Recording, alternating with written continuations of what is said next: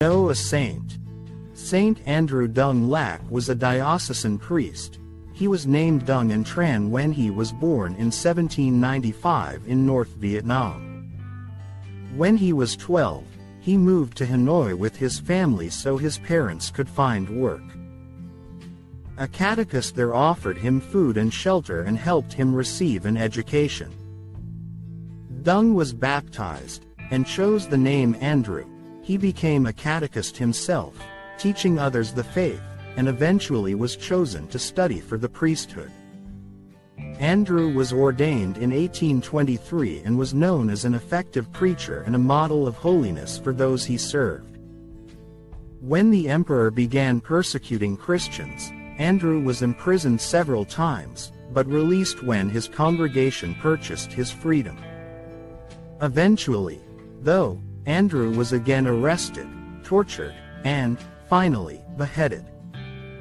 Dominican and Jesuit missionaries were the first to suffer martyrdom in Vietnam.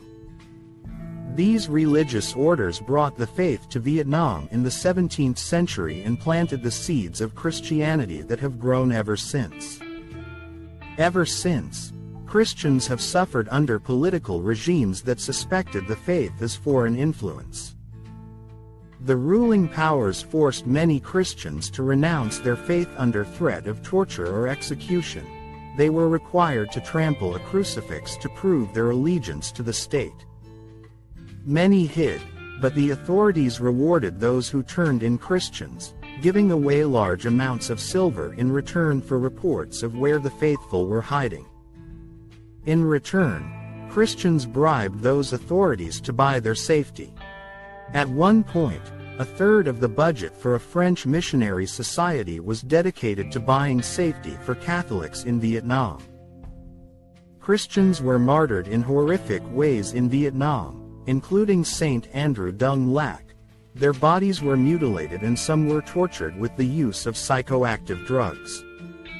Many were branded on the face, and whole towns known to hold Christians were wiped out.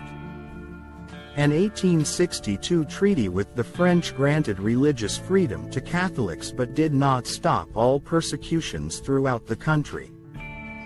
Most recently, in the last century, the communist government tried to purge the nation of religion, and more than 600,000 Christians fled, leaving everything behind.